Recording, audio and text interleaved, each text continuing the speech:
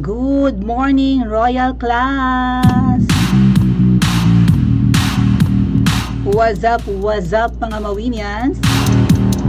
This is the Princess of the Universe, Maui Sensei. Welcome sa ating bagong channel, the Harapon YouTube channel. Okay, as promised, mag-upload tayo ng video dito at nagagalit si Lolo YouTube, wala tayong ginagawang content. Kailangan nating, di ba, palakihin itong ating backup channel para if ever ma-takedown man dahil mukhang marami nagmamass report sa Princess Maui channel natin. Inaalisan tayo ng kita, binabawasan yung income ng Princess Maui, binabawasan din po yung revenue ng channel natin, yung main channel natin so far. Actually, pangalawang channel na yun. Mayroon tayong Maui Spencer, hindi na nag-grow. And then, inaalisan or binabawasan din ang views nun eh. So, pagbawas ng views, pagbawas din ng bayad ng YouTube sa amin, di ba? So, parang may dayang nangyayari. Ngayon, speaking of daya, mukhang magbabalik ang Kapamilya Network, mga adet kuya. Fair ba? Dapat lang ba silang ibalik? Total maraming viewers eh. To be fair with ABS-CBN, marami talagang nanonood sa channel na yan, di ba? Kung ikukumpara kasi, kung ako ang tatanong yung mga adet kuya, this is just my opinion, between the three super giants in the Philippines, the TV5, the GMA7, and ABS-CBN, ang ABS-CBN ang sosyal. Yung GMA7, mga adet kuya, dalawang beses kung nasalihan ang mga pag-game show and whatnot, reality TV show ng GMA. Pero ang ABS-CBN, hirap na hirap akong ma-penetrate ang kanilang mga pa-contest and whatnot. Very mahigpit, tapos class nga kasi yung kanilang mga shows, di ba? Ganyan. So ang GMA naman sa paningin ko ay pangmasa eh, di ba? So may mga quality shows naman sila kumpara sa ibang, mas quality yung ibang shows nila kumpara sa katulad sa GMA and TV5. Ang na-appreciate ko naman sa GMA, mga atit kuya, yan yung KMJS, and then yung Itbulaga noon na nasa Channel 7 pa. And the rest of their show, parang hindi ako masyadong interesado. Pagdating sa magpakailanman, yung mga iyakang palabas, mas gusto ko ang Kapamilya, yung maalaala mo kaya dati ni Charo Santos na unfortunately wala na dahil nga po naalisan nga ng prangkisa ang ABS-CBN, so marami din sa shows nila ang nag-suffer. Bakit sila nawala ng prangkisa or bakit hindi ginrant yung kanilang pag-a-apply ng super mega franchise? Kasi renewal na eh, kasi marami daw silang violations, okay? Kinontra yan ng lower house, mabuti na lang at marami noong lumalaban sa ABS-CBN, katulad nila kong Marcoleta, si Congressman, sino pa ba yun? Yung nakalaban ni Mayor Joy sa QC, 5 yun eh, kasama dun si Boying Rimulya, si Alvarez, diba? Si Mike Defensor, diba? And many others na kumontra sa pagbibigay ng prangkisa sa ABS-CBN dahil sa dami ng kanilang violations. But may nag-message sa akin, mga adat kuya, nag-forward ng message, and mukhang napipinto ang pagbabalik ng stasyong ito. Ito nga po yung isang image, and then naghanap na lang ako ng post, ayan, finorward sa akin.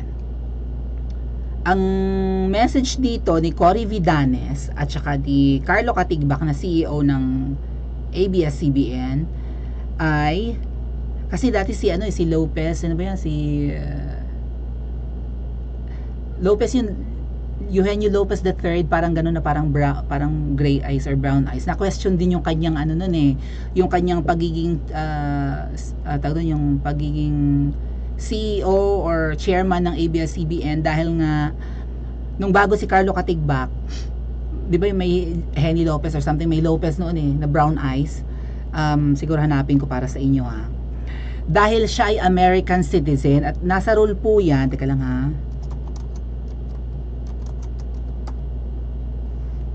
Hanapin ko, baka makita ko. Carlo Katigbak kasi ngayon, sino pa ba? Sino pa? Carlo Katigbak kasi, Mark Lopez? Ha? Anyway, iba yan. Naghahanap ako dito mga atat kuya. Basta may Lopez na hanapin ko ha.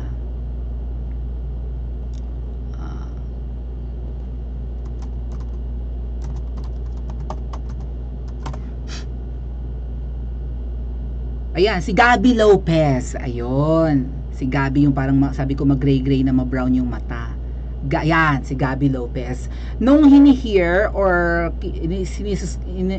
sinuscrutinize yung prangkisa ng yung pag-apply ng prangkisa ng Katol, siya yung humaharap, 'di ba? Siya yung humarap sa Kongreso noon. Yan si Gabby Lopez the third. Oh. Siya pala ay hindi Filipino citizen. Kaya pinaltan siya nitong si Katigbak. Yan. Itong yung picture na may kortina, ito ay during the congressional hearing. Nag-resign pala siya dahil nga siguro sa nationality niya. And feeling ko nasa US siya nito eh. Hindi pala siya humarap, umattend lang siya through Zoom meeting, parang ganyan. So, ang current CEO ngayon ay si Carlo Katigbak. Ito nga, kasi questionable nga yung citizenship ni Gabby Lopez, and ang isa sa nag-question dyan, ito si Kong Marcoleta. Yan, nasa dulo. Ngayon si Kong Marcoleta parang tahimik na ngayon. Akala kasi natin, 'di ba, parang reasonable siya dahil pinagtatanggol niya na hindi dapat mabigyan ng prangkisa ang ABS-CBN dahil maraming violations, actually kasampa-sampa ng kaso yung mga violations ng ABS-CBN. Maraming kakaibang ginagawa ang ABS-CBN, maltreatment ng mga alleged maltreatment ng kanilang mga empleyado, 'di ba? So on and so forth, ganyan. May mga tax avoidance, tax evasion pang nangyayari, mga ganap-ganap, yung pag-issue ng Philippine Depositary Receipt or PDRs, ganyan. So parang may control na daw yung mga foreigners na 'di ba nagbibigay ng pera sa ABS-CBN, parang gano'n, parang Rappler lang din ang dating. Pero ngayon si Congressman Marcoleta, yung nasa dulong yan, hindi na natin marinig ang boses ngayon patungkol sa pagbanat naman sa SMNI, di ba? Parang hindi niya pinagtatanggol ng SMNI, wala namang violation. But anyway, that's another topic to discuss. So ito nga po, ang message ni Carlo Katigbak, ang current CEO ng ABS-CBN, and even Cory Bidanes. Ayan. Oh, next year, we're gonna make the big turn daw. Hindi ko makita yung baba. Big turnaround siguro to. Sa next year, sa 2024. Sabi din ni Carlo Katigbak, parang yung mga post nila ay parang patakam. Hindi nila nire-reveal, di ba? Sabi ni Carlo Katigbak, next year will be the best year of ABS-CBN. Oh my God. Ngayon, nakita ko rin ang post na ito, mga atat kuya. Hold on. Open ko ha. Yan. This is from Kapamilya Outsider, so parang page ng ABS-CBN. Ayan nga, yung sinabi ni Carlo Katigbak. I'm making a promise, sabi ni Carlo Katigbak, next year will be the best year for ABS-CBN. Nagbabadya, sabi nga ni Yu Chang, ni Kumaring Yu Chang, nagbabadya na mga mare ang pagbabalik ng Katol. Take note, mabait ngayon ang Katol, mga atat kuya. Hindi nila kinikriticize si Kuting. Dati kung mag-headline ng mga yan, anak ng diktador, the alleged tax evader, ganyan. Diba? At kung ano-ano pang mga batikos kay Kuting, ngayon ang bait nila. Bigla silang bumait sa hindi natin alam na dahilan. Also, naalala ko, mga atat kuya, sinabi ni Miss Maharlika sa kanyang vlog, siguro few months ago, or maybe last year pa niya sinabi, na during nung mga pagpunta niya sa headquarters ni Kuting, and maybe nung parang yung victory celebration na ni Kuting, di ba? Victory party na nung nanalo na si Kuting last year sa Bilangan, nandun daw si Carlo Katigbak. Or may mga taga ABS-CBN doon. I think ang minention ni Miss Maharlika, si Carlo Katigbak nandun. Diyan yata sa GA Tower ginanap yung katabi naman niya ng headquarters ni Kuting dyan sa Mandaluyong. Doon ginanap yung parang victory party. Sabi ni Miss Maharlika, may mga nakita siyang mga oligarchs doon. Hindi si Miss Maharlika nagsabi, baka si Taning. Right? Parang binanggit ni Taning si Carlo Katigbak nandun din. Maalin man. Pero ang sabi nga ni Miss Maharlika, bakit ang dami ditong yung ginamit yung term, di ba? Bakit napapalibutan tayo ng mga bad eggs? May sinabi siyang ganun. Naalala niyo, may binanggit si Miss Maharlika ganyan. So hindi pa man nakakaupo si Kuting, mukhang magtatanong ako, mga atat kuya, pinangakuan kaya ni Kuting or maybe ni Ahas ang Katol na makakabalik sila? Huwag lang nilang batikusin si Kuting, Nag-donate kaya sila sa campaign ni Kuting? Kasi sabi ni Miss Marlica, bumabaha daw ng pera nun sa headquarters eh. Mas malimit nakakapunta si Miss Marlica dun. Kasi Manila based siya, ako nakadalawa, 3 beses lang. Dahil nasa probinsya ako, di ba? So, minsan daw, may nakakita na naglaglagan ng yung pera doon, no? As in, puno ang knapsack, ganyan. Or may mga bags of money na dumadating sa headquarters. Dating ng dating ang pera. At dahil si Kuting na nga ang nakaupo, posible kayang bumalik sa Philippine Airwaves ang ABS-CBN. Maraming matutuwa nito, yung mga Pilipino na hindi aware sa violations ng ABS-CBN. Ang habol ng mga Pilipino ay libreng mapanood ang Katol, kasi so far, ang Katol mapapanood mo sa YouTube, sa websites nila, sa mga digital platforms, katulad mga Signal, ganyan, mga cable. Pero kapag nagtayo ka lang ng antena, hindi mo mahahagip ang ABS-CBN. Pero kapag ka, 'di ba, ang mga maraming Pilipino ang dependent lang sa antena, sa Philippine Airwaves, 'di ba? Kabit lang ng antena para libre, wala silang pambayad sa cable, wala silang pambayad sa Signal, mga digital subscription na ganyan para mapanood ang Katol. Ang Philippine Airwaves kasi libre. At hindi pinayagan ng estado ng Pilipinas na umerito kasi may mga violations. I-ignore na lang ba ng House of Representatives? Total, si Martin Romualdez ang namumuno ngayon, di ba? Ini-ignore nga nila yung mga smuggling eh.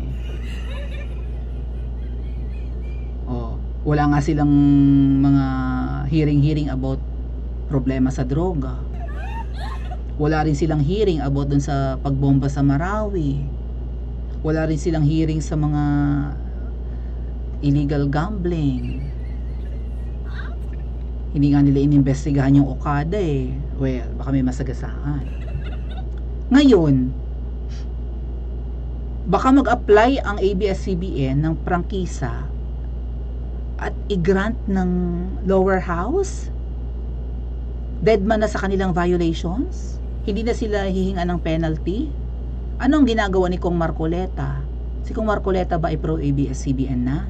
And bago maging batas ang prangkisa ng Katol, mga ate at kuya, dadaan yan ng Senado and then didiretso sa Presidente.